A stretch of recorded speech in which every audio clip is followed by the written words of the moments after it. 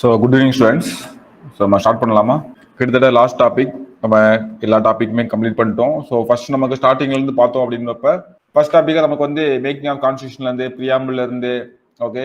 So அதுக்கப்புறம் silent feature of constitution பார்த்து அப்புறம் ஆர்டிகல் 1 to 51A வர ஒரு பார்த்து பார்த்தோம்.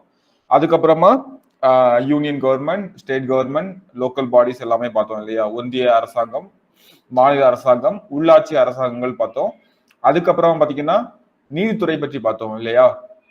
அதெல்லாம் முடிஞ்சு அதுக்கப்புறமா கடைசியா மத்திய மாநில அரசுகளுக்கு இடையேயான உறவுகள், அதே மாதிரி பார்த்தீங்கன்னா மாநிலங்களுக்கு இடையேயான உறவுகள் பற்றி நம்ம லாஸ்ட் கிளாஸ்ல நேற்று பார்த்தோம். ஸோ இன்னைக்கு நம்ம என்ன பார்க்க போறோம்னா தேர்தல்கள். ஓகேவா? ஓகே. ஸோ தேர்தல் பார்க்கும்போது தேர்தல் ஆணையம் பற்றி நம்ம வந்து பார்க்கணும். ஸோ ஆக்சுவலா பார்த்தீங்கன்னா நமக்கு வந்து கட்சி முறைகள் அப்படின்னு பார்த்தீங்கன்னா ஒரு கட்சி பல கட்சி முறைகள் அப்படின்ற மாதிரி நிறைய இருக்குது.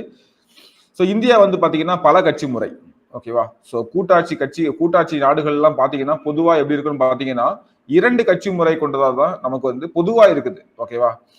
ஆனா இந்தியா வந்து பார்த்தீங்கன்னா நமக்கு வந்து பல கட்சி கொண்டதா இருக்குது. ஓகேவா? ஸோ இந்தியா வந்து பார்த்தீங்கன்னா நமக்கு வந்து பல கட்சி முறை கொண்டதா வந்து இருக்குது. அப்படிதானே? நிறைய கட்சிகள் இருக்குது. ஸோ தமிழ்நாட்டில் அங்கீகரிக்கப்பட்ட கட்சிகளே எவ்வளவு இருக்குன்னு சொல்லி பார்த்துருப்பீங்க இல்லையா? ஸோ இப்படிப்பட்ட சூழ்நிலையில் நமக்கு இருக்குது. ஸோ இந்தியா வந்து பார்த்தீங்கன்னா ஸோ பல கட்சி முறைனா என்ன? 3 அல்லது அதுக்கு மேற்பட்ட கட்சிகளுக்கு இடையே அதிகாரத்துக்கு போட்டி நடந்தாலே அது வந்து என்ன ஆகும்? பல கட்சி முறை அப்படின்னு சொல்லிட்டு ஆகிடும். அப்படிதானே? ஸோ இந்தியாவில் நமக்கு வந்து பாத்தீங்கன்னா பல கட்சி முறை அப்படின்றது. ஓகே. ஸோ இப்போ நமக்கு வந்து பாத்தீங்கன்னா தேர்தல் அப்படின்னு பார்க்கும்போது நம்ம நாடாளுமன்றத்துக்கு எப்படி தேர்தல் நடக்கும், மாநிலங்களவைக்கு நாடாளுமன்றத்துல மக்களவைக்கு எப்படி தேர்தல் நடக்கும், மாநிலங்களவைக்கு எப்படி தேர்தல் நடக்கும் அப்படின்றத பார்த்துட்டோம். குடியரசுத் தலைவர் தேர்தல் எப்படி நடக்கும்னு பார்த்தோம். துணை குடியரசுத் தலைவர் தேர்தல் பார்த்தோம். அது ஒரு வித்தியாசமான ஸ்டாண்டர்ட் இல்லையா? அதுக்கப்புறமா உள்ளாட்சி அமைப்புகளுக்கான தேர்தல் பற்றி பார்த்தோம். மாநில சட்டமன்றத்துல மாநில சட்ட பேரவைக்கான தேர்தல் பார்த்தோம் இல்லையா?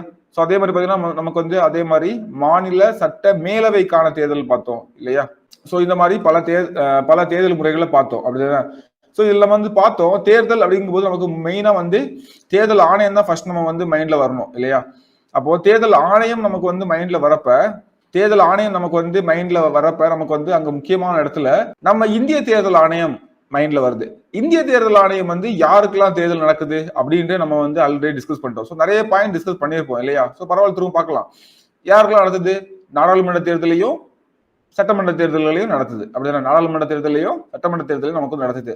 அப்போ மாநில தேர்தல் ஆணையம் ஒன்று இருக்கு. அவங்களோட மெயின் பணி என்ன அப்படின்னு பாத்தீங்கன்னா நம்ம லோக்கல் பாடி எலெக்ஷன் நடத்துது. ஓகேவா? மற்ற தேர்தலாம் சப்போர்ட் பண்ணுவாங்க. மெயினா எல்லா லோக்கல் பாடி எலெக்ஷன் நடத்தா அவங்களுடைய மெயினான இது. அப்படிதானே? அப்போ தேர்தல் ஆணையத்தோட நோக்கம் தான் என்ன, எதுக்காக தேவை ஃபர்ஸ்ட்? ஓகே. இந்திய தேர்தல் ஆணையம் பாத்தீங்கன்னா சோ பார்க்கலாம். சோ மெயினா வந்து பாத்தீங்கன்னா நிரந்தரமான, நியாயமான, ஒரு சுதந்திரமான ஒரு தேர்தலை வந்து வழங்குறதுக்கு தான் வந்து பாத்தீங்கன்னா நமக்கு தேர்தல் ஆணையம் அப்படின்ற ஒரு அமைப்பு நமக்கு தேவைப்படுது. ஓகேவா? இப்போ வந்து நாடாளுமன்ற தேர்தலாக்கலாம், மாநில சட்டமன்ற தேர்தலாம், இந்திய குடியரசுத் தலைவர் அலுவலகம் மற்றும் துணை குடியரசுத் தலைவர் பதவிக்கான தேர்தல்களை வந்து மேற்பார்வையிடுறது, வழி நடத்துறது, கட்டுப்படுத்துறது எல்லாமே தேர்தல் ஆணையத்தில் தான் இருக்கும். இது ஆர்டிகல் 324ல இதுக்கான அதிகாரத்தை வந்து கொடுத்துருக்காங்க. ஓகேவா? நமக்கு தேர்தல் ஆணையம் அப்படின்றது பாத்தீங்கன்னா அகைன் நம்ம பார்த்தது மாதிரி இது ஒரு கூட்டாட்சி சுத்தத்தில் இருந்தாலும் ஒற்றையாட்சி மாதிரி தேர்தல் ஆணையம் வந்து 2க்கும் பொதுவாக தான் இருக்கு. அப்படின்னா மத்திய அரசுக்கும் மாநில அரசுக்கும் பொதுவானது அப்படின்ற வகையில தான் வந்து நமக்கு தேர்தல் ஆணையம் வந்து இருக்குது. ஓகேவா? சோ அதுக்கு முன்னாடி இந்த கட்சி முறைகள் எல்லாம் பார்த்துட்டு வந்துருவோம். சோ இந்தியாவில் வந்து பல கட்சி முறையை நம்ம வந்து ஃபாலோ பண்றோம் இல்லையா?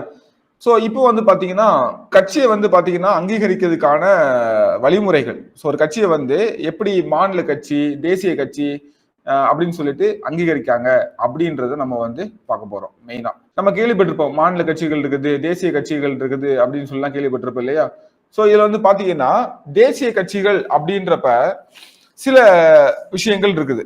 ஃபர்ஸ்ட் பாருங்க, அது ஒண்ணுலே வந்து பாத்தீங்கன்னா மக்களவை தேர்தல்ல அல்லது 4 மாநிலங்களுக்கான சட்டமன்ற தேர்தல்ல. ஓகே, 2 விஷயம். ஒண்ணு வந்து பாத்தீங்கன்னா மக்களவை தேர்தலா இருக்கணும், இல்ல 4 மாநிலங்களுக்கான சட்டமன்ற தேர்தல வந்து பாத்தீங்கன்னா 6% வாக்குகளையாவது பெற்றிருக்க வேண்டும்.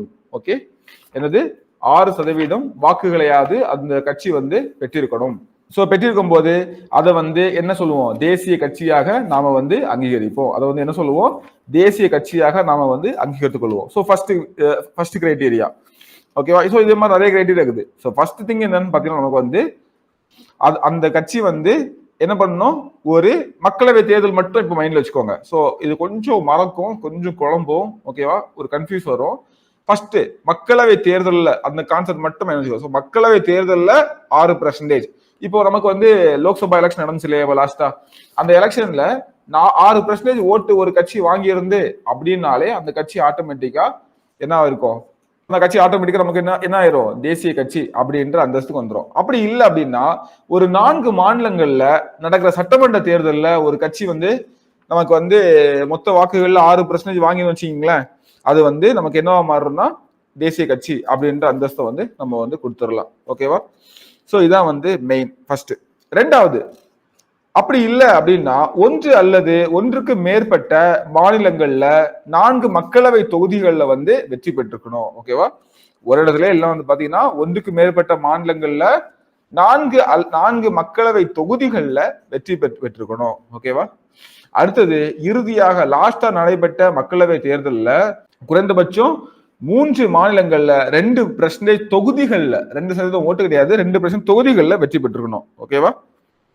ஓகேவா? ஃபர்ஸ்ட் 6% ஆஃப் த ஓட்டு வந்து 4 ஆர் மோர் ஸ்டேட்ல, ஓகேவா, 4 மேற்பட்ட ஜெனரல் எலெக்ஷன் லோக்சபா எலெக்ஷன்ல வந்து வாங்கியிருக்கணும், இல்ல லெஜிஸ்லேட்டிவ் அசம்பிளில வந்து வாங்கிக்கணும். சோ 1 2ல இந்த 2 கண்டிஷன் சாட்டிஸ்ஃபை பண்ணிருக்கணும். அடுத்தது பாருங்க, இங்க லாஸ்டா நடைபெற்ற வந்து தேர்தல்ல, ஓகேவா, 2% ஆஃப் சீட்டை வந்து லோக்சபா ஜெனரல் எலெக்ஷன்ல வந்து வாங்கிடணும். ஓகேவா? ஆனா வந்து பாத்தீங்கன்னா குறைந்தபட்சம் 3 மாநிலங்களையாவது இருக்கணும், குறைந்தபட்சம் 3 மாநிலங்களே இருக்கணும். ஆனா 2% தொகுதிகள்ல வந்து வாங்கியிருக்கணும். ஓகேவா? சோ 2% தொகுதிகள்லாம் எவ்வளவுன்னு சொல்லி கணக்கு பாத்துக்கோங்க. ஓகே, சோ 10க்கும் மேற்பட்ட வரும். ஓகேவா? சோ அப்போ நமக்கு பாத்தீங்கன்னா இதுல வந்து பாத்தீங்கன்னா இந்த பாயிண்ட வந்து கேன்சல் பண்ணிருங்க. ஓகே, ஆக்சுவலா இங்க என்னன்னு பாத்தீங்கன்னா ஒரு 4 மாநிலங்கள்ல, ஓகேவா, சோ இந்த பாயிண்டே வேண்டாம், 4 ஸ்டேட்ல வந்து பாத்தீங்கன்னா ஸ்டேட் பார்ட்டியா இருக்கணும். ஓகேவா? ஸ்டேட் பார்ட்டியா இருக்கும். அப்ப ஸ்டேட் பார்ட்டிக்கான தகுதி என்னன்னு சொல்லிட்டு நம்ம பின்னாடி பார்க்கலாம். ஓகேவா? சோ 1 6% ஞாபகம் வச்சுக்கோங்க, 2வது 4 ஞாபகம் வச்சுக்கோங்க, அடுத்தது 2 ஞாபகம் வச்சுக்கோங்க. ஓகேவா? 6% அப்படின்ற என்னப்ப மக்களவை தேர்தல்ல 4 மாநிலங்களுக்கான சட்டமன்ற தேர்தலையோ இல்ல 4 மாநிலங்களுக்கான மக்களவை தேர்தலையோ 6% ஓட்டு வாங்கிருச்சு அப்படின்னா நம்ம வந்து ஸ்டேட் கட்சியா தேசிய கட்சியா அங்கீகரிக்கப்பட்டுடலாம். இல்லைன்னா 4 மாநிலங்கள்ல வந்து பாத்தீங்கன்னா ஸ்டேட் பார்ட்டியா இருந்துச்சு அப்படின்னா அதை வந்து மாநில கட்சியா இருந்துச்சுன்னா அதை வந்து அங்கீகரிக்கலாம். இல்லைன்னா குறைந்தபட்சம் லாஸ்டா நடந்த மக்களவை தேர்தல்ல 3 மாநிலங்கள்ல 2% தொகுதிகள்ல வெற்றி பெற்றிருந்தா கூட அதை வந்து நம்ம தேசிய கட்சியா சொல்லிடலாம். ஓகேவா? சோ நான் வச்சுக்கோங்க. அடுத்தது, மாநில கட்சியா இருக்கணும்னா என்ன பண்ணணும் அப்படின்றது. ஓகேவா? சோ மாநில கட்சியா இருக்கணும்னா ஃபர்ஸ்ட் மாநில சட்டப்பேரவைக்கான தேர்தல்ல செல்லத்தக்க வாக்குகள்ல 6% பெற்றிருக்கணும். ஓகேவா? இது வந்து அங்கேயும் பழைய கண்டிஷன் மாதிரி, அங்க எப்படி லோக்சபா எலெக்ஷன்ல 6%, அதே மாதிரி இங்க ஸ்டேட் எலெக்ஷன்ல இப்போ டிஎம்கே இருக்குது, அது ஒரு மாநில கட்சி. இப்ப பாத்தீங்கன்னா இங்க நடந்த எலெக்ஷன்ல 6% ஓட்டு வாங்கியிருக்காங்க. எஸ். ஓகேவா? சோ 25 தொகுதிகளுக்கு ஒரு மக்களவை தொகுதி அல்லது சட்டப்பேரவை தேர்தலில் குறைஞ்சபட்சம் 2 தொகுதிகள்ல வெற்றி பெற்றிருக்கணும் அப்படின்ற கண்டிஷன். ஓகேவா? அடுத்தது, மாநில சட்டமன்ற தொகுதிகள்ல 3% தொகுதிகள்ல வெற்றி பெற்றிருக்கணும்.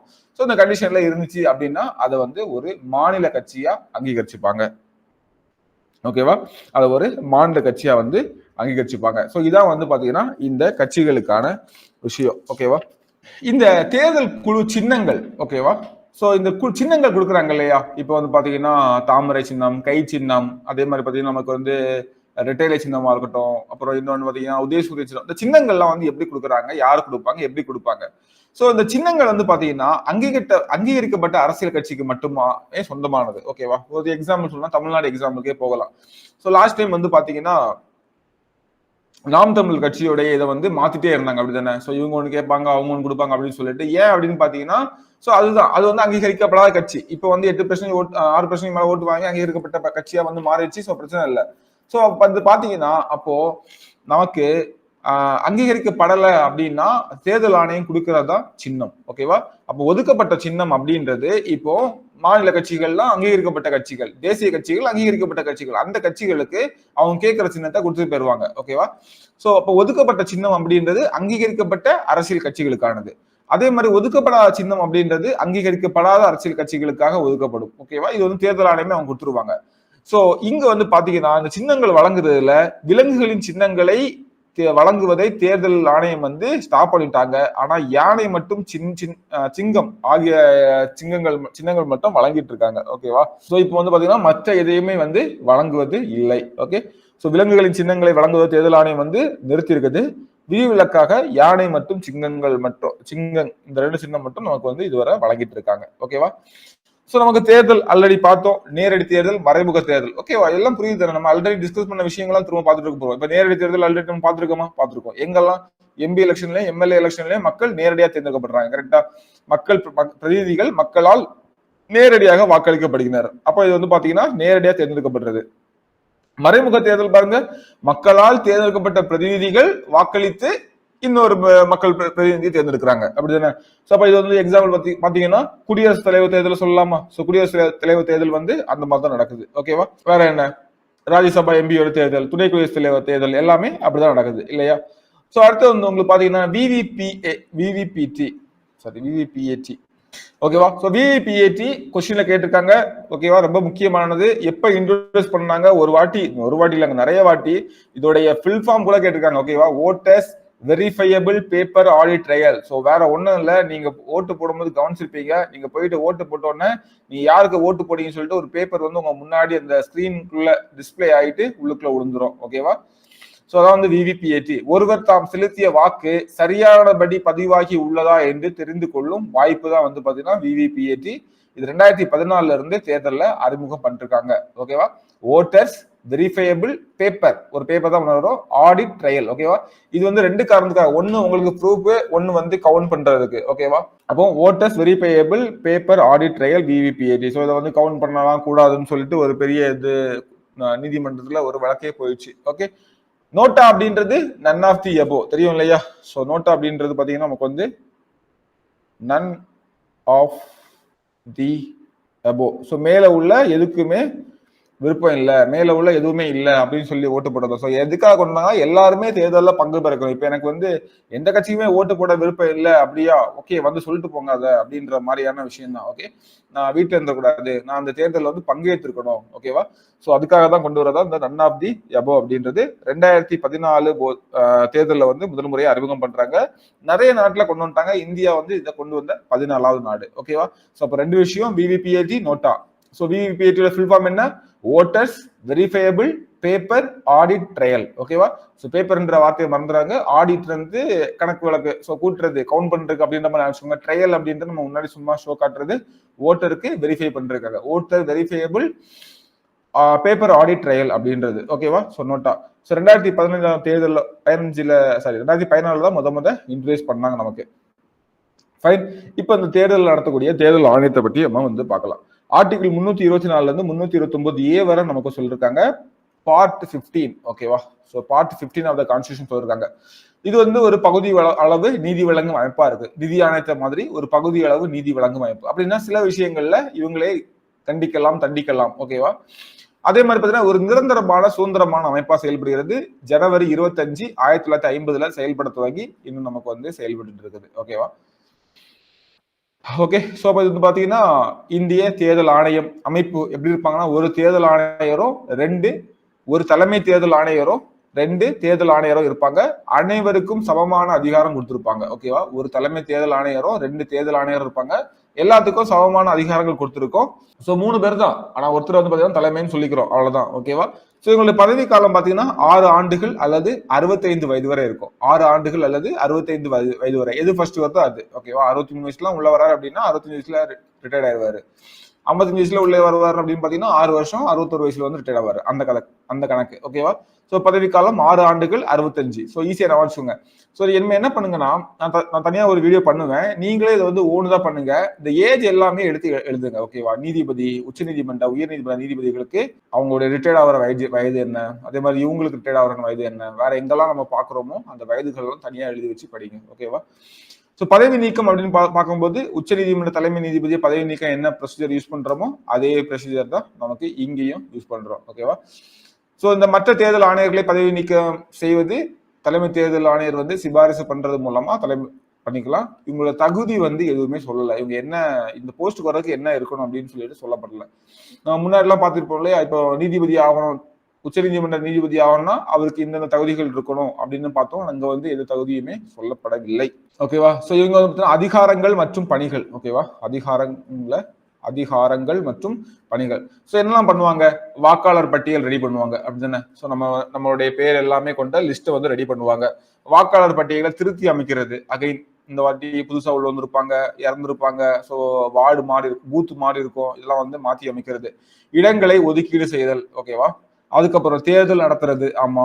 அரசியல் கட்சிகளுக்கு அங்கீகாரம் அளித்தல். மாநில கட்சியா தேசிய கட்சியான்னு சொல்லிட்டு அங்கீகாரம் அளித்தல்.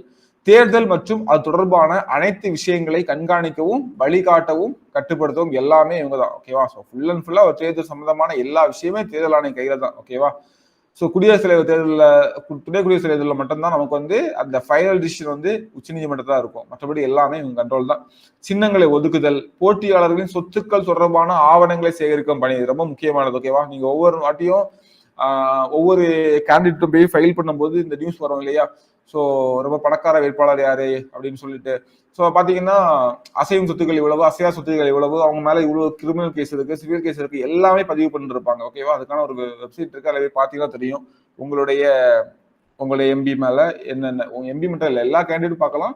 குறிப்பா உங்களுடைய எம்பி எம்எல்ஏ மேல வந்து அவங்களுக்கான எவ்வளவு சொத்து இருக்குது, எவ்வளவு இது அஃபிடவிட் பண்ணிருக்காங்கன்னு சொல்லிட்டு தாக்கல் பண்ணிருக்காங்க. ஓகேவா? தப்பான முறையில பண்ணா அவங்க மேல கேஸ் கூட போடலாம். ஓகேவா? போட்டியாளர் சொல்ற வேட்பாளர்களின் தேர்தல் செலவுகளுக்கு உச்ச வரம்பு விகித்தல். சோ ஒரு லிமிட் இருக்கு, அந்த லிமிட்டுக்கு மேல செலவு பண்ண முடியாது இல்லையா? அப்புறம் வந்து பாத்தீங்கன்னா வேற இன்னும் நிறைய இருக்குங்க. நியாயமான நீதியான முறையில தேர்தல் நடக்க பாக்குறது, இந்த மாதிரி நிறைய விஷயங்கள் கண்ட்ரோல்ல இருக்கும். ஓகேவா? சோ தமிழ்நாடு மாநில தேர்தல் ஆணையம். சோ தமிழ்நாடு மாநில தேர்தல் ஆணையம் நமக்கு வந்து கண்டிப்பா 73வது 74வது சட்ட திருத்தம் மூலமா தான் நமக்கு வந்து கொண்டு வந்திருப்பாங்க இல்லையா? சுதந்திரமான அரசியலமைப்பு சார்ந்த ஒரு சட்டப்பூர்வமான அமைப்பு தான் இதுவும். 1996ல உள்ளாட்சி அமைப்பிற்கான முதல் தேர்தலை நடத்தியது. ரொம்ப முக்கியமானது. ஓகேவா? 1992ல தான் அது வரும். சோ இது எப்போ 73 74 நமக்கு வந்து 1992. சோ அந்த டைம்ல உருவாக்கப்பட்டிருக்கும். 1996ல நமக்கு வந்து முதல் தேர்தலை, உள்ளாட்சி தேர்தலை வந்து நடத்தியிருப்பாங்க. அப்போ தமிழ்நாடு மாநில தேர்தல் ஆணையத்துடைய வேலை என்ன? முக்கிய வேலை உள்ளாட்சி தேர்தல்களை நடத்துவது. ஓகேவா? சோ அங்க வந்து பாத்தீங்கன்னா தலைமை தேர்தல் அதிகாரி இருப்பாரு. ஓகேவா? இவருடைய வேலை என்னன்னு பாத்தீங்கன்னா ஒரு மாநிலத்துடைய தேர்தல் பணிகளை பார்வையிடுவர். ஓகேவா? தலைமை தேர்தல் அதிகாரி. Okay, chief election officer. So இவர் வந்து பாத்தீங்கன்னா மாநிலத்துடைய தேர்தல் பணிகளை வந்து பார்வையிடுவர். தேர்தல் ஆணையத்தின் ஒட்டுமொத்த கட்டுப்பாடு மற்றும் வழிகாட்டுதலை இவர் தான் வந்து ஃபாலோ பண்ணுவார். ஓகேவா? இப்ப தமிழ்நாட்டுல ஏதோ தேர்தல் நடக்க போகுது அப்படின்னா இந்திய தேர்தல் ஆணையம் அதுக்கான எல்லாம் ரெடி பண்ணுவாங்க. அதை ஃபுல் அண்ட் ஃபுல்லா முன்னின்று இங்க நடத்துறது யாரு? தலைமை தேர்தல் அதிகாரி தான். ஓகேவா? இவர் தான் ஒரு மாநிலத்துக்கு யூனியன் பிரதேச தலைமை தேர்தல் அலுவலரை இவர் நியமிக்கிறதும் இவர் தான். ஓகேவா? சோ இப்ப வந்து பாத்தீங்கன்னா இவர் தலைமை தேர்தல் அதிகாரி நமக்கு வந்து அதாவது இந்திய தலைமை தேர்தல் அதிகாரி இவர் இருக்கும்போது, இப்ப மாநிலத்துல ஒரு தலைவரை மாநில தலைமை தேர்தல் அதிகாரி நியமிக்கும் போது அந்தந்த அரசாங்கங்களை கலந்தாலோசித்து அவர் வந்து நியமிப்பாரு. ஓகேவா? சோ அடுத்தது கீழே வந்து பாத்தீங்கன்னா மாவட்ட தேர்தல் அதிகாரி. ஓகேவா? மாவட்டத்துல வந்து டிஇஓன்னு சொல்லுவோம். நமக்கு வந்து மாநில தேர்தல் அலுவலரின் கீழே மாவட்டத்தில் உள்ள பணிகளை பாக்குறதுக்கு இவங்களை வந்து நியமிச்சிருப்பாங்க. ஓகேவா? பொதுவா ஐஏஎஸ் ஆபீஸரா இருப்பாங்க நினைக்கிறேன்.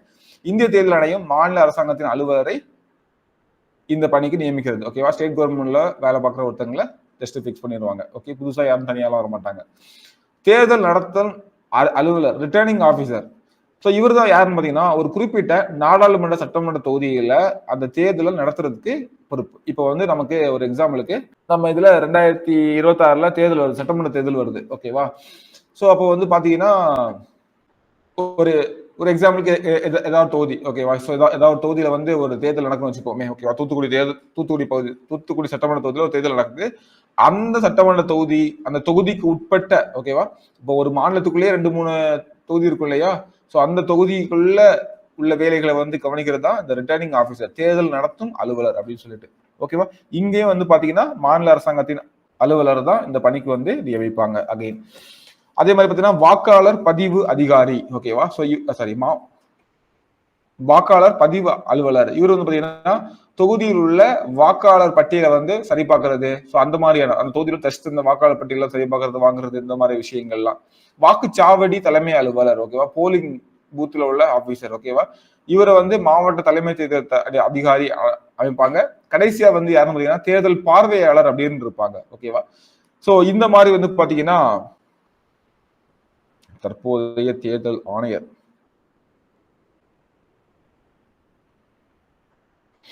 ஓகே.